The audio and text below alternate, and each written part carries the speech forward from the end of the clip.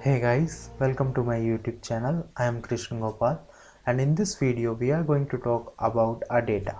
So what is a data? What we understand from the data? We are going to talk about the data in this video. So let's start the video. Everything what we are speaking, even what we are recording and what you are listening is a data. In today's world, everything is become a data. So let's give a general definition to a data. So a data are the information like facts and the numbers which are collected, stored to analyze and help us in decision making. Or say this is just a very basic definition of a data, because the numbers what we see, the newspaper heading what we read is actually everything is a data. So we collect the data, we store to analyze, and this with the help of this data we can make some decision. That means it gives us the ability for decision making. So what are the data types? In the broad view, the data is divided in two categories. One is the quantitative and one is the qualitative. So the quantitative means you can be measure it, you can be count it, whereas qualitative data means you can't count it but you can be categorize it. So that's the reason it's also known as the categorical data. For example, suppose you are giving the customer rating, it is like the very good, good, average and bad, and if you see it's arranged in a order form, so that's why it's called, also it's known as the ordinal data. I will come in this little bit later. Before that, if you see the second example is a gender. So gender is classified in two categories. One is a male, another is a female. Here also you can't measure it, right? You can't count it, but you can be classified it. But what is the difference between the first and second example? In the second example, you can't arrange them by order. You can't say like female comes above the male or male comes above the females. You can't arrange it. That's the reason it's called the nominal data.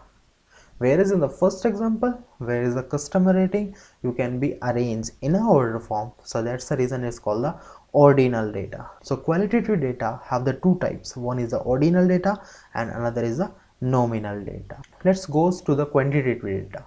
So the quantitative data, as already I say, it can be count, it can be measured.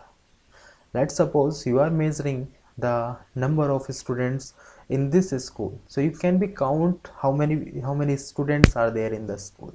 And in that school, if you are measuring the height and weight of a people, that means you are doing something which is in the continuous way. So the example of quantitative data are the number of people in a class or the height of a pupil.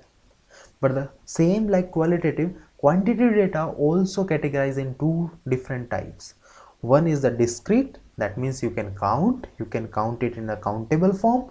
Second is a continuous, that means you can't count but you can measure it, like the height of a people, the weight of a people, you can measure it. You can't count like what's the weight, but you can be measure it.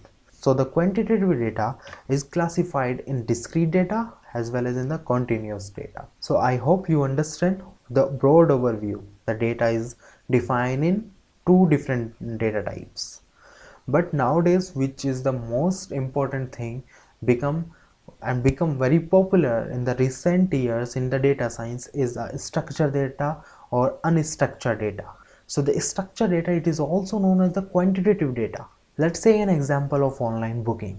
When you go to book the flights, you have to be fill a lot of details. You have to fill your name, your age, what is your traveling date, what is your, and many things else. That means they have some procedure, they have some format to fill your information. As you fill, it will go in a structure, it will go in a table in the structure way. So that is the structured data. But which is become more important in the last of years is the unstructured data.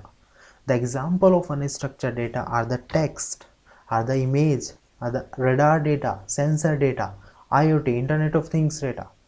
This become very popular in the field of a data science. On the broad view, unstructured data is known as the qualitative data.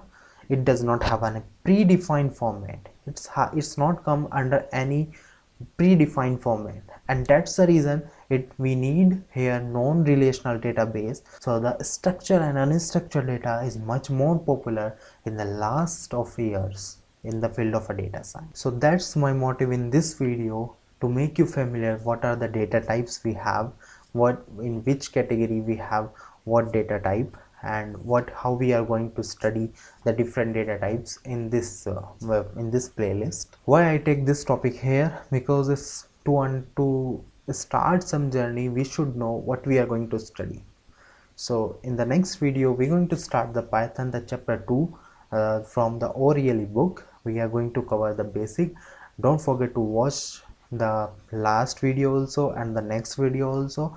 I hope you like this video, and if you like, then please like, share and subscribe to my channel for the more videos. Thank you to watch this channel. Bye.